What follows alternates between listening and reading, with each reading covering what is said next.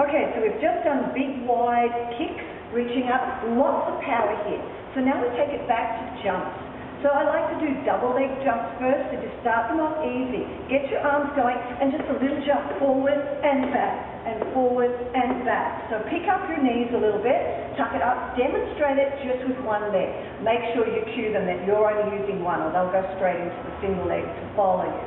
So both legs, front and back. Front and back. Pull up your knees so they see that happening. Safely demonstrate it just with one.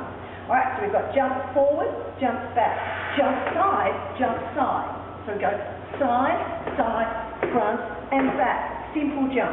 Easy, just familiarise them with that. You might want to use the lines on your pool.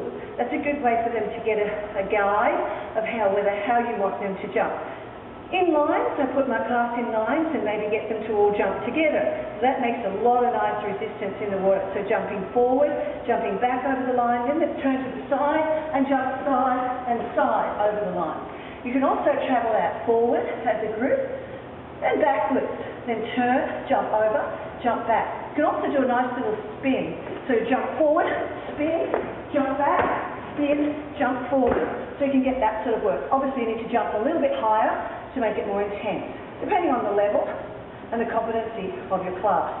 So we've got jump forward. I like to also go across the pool, bringing the knees up and extending the feet really far forward.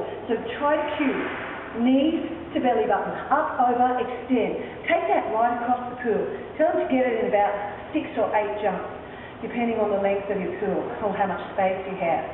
And then they can compete with themselves to get back, so trying to reduce the numbers of the jumps. Big explosive moves, and you're working lots of abs here, lots of core.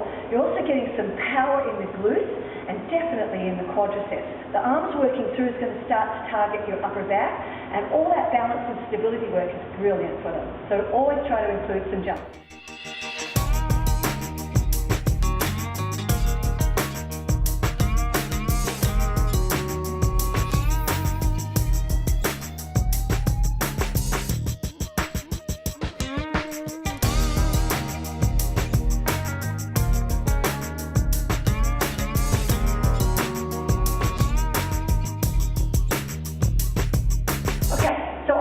Do lots of adductor jumps. So we can't do squats in the water, they just don't work. So jumps is a way of getting those glute muscles and major glute muscles rather than trying to squat, because the water buoyancy just won't let them get down. Alright, so adductor jump, 2 arms, pull up, squeeze and down. Target knees to chest. Nice straight back. You'll find that a lot of people will hunch down and curl. Keep your posture tall, cue tall, and they'll come up and reach for it. Now you want them to explode up out of the water. But again, it's the competency of the client that you have or the participant. Some will be able to do it, some won't. So cue for this one. And this is great traveling sideways. Lots of adductor and abductor work, moving sideways. Cue to keep a straight, strong body. The arms need to work evenly, going out and in. And you need to cue that with your hands. Power down, power up, power down, power up. In with the legs. About one of the only moves we work arms and legs at the same. The next one is a wide leg. So we're now getting a little bit more glute, inside thigh, groin. Wide breaststroke arms. Lift, pull up, pull up. So we want to get right up out of the water here. Alright, so you want to get the knees, thighs trying to get to the surface of the pool. Big strong arms to pull up, so you need to demonstrate that. Big high jump, only do a couple of them because it's hell on your knees. So you really need to look after yourself on the side of the deck.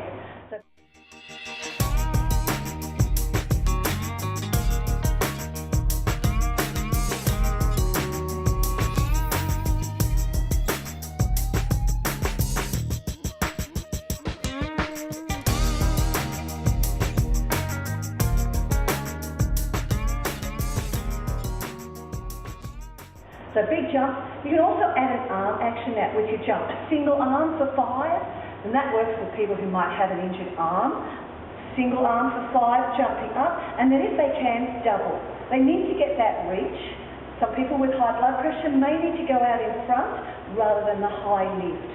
So include that in some of your jumps. I like to combine those types of jumps with sprints.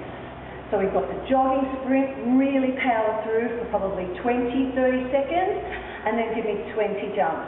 I'll add that at the end of the class, particularly in winter but I need to get them really hot and warm before I stretch them. They need to get to that change room and they need to be warm through that. That way they're not going to get too cold, and the last thing they'll remember is the end of the class. So if they've gotten cold through that, that's what they'll remember. So you want to keep them nice and hot, heart rate up, body warm, so that's a good one to add to the end of your class and make it a little bit more explosive and challenging. But you can add it at the beginning, finish it off again at the end, whatever works for you. So with the jump reps, as I said, about 20 second sprint, 20 jumps.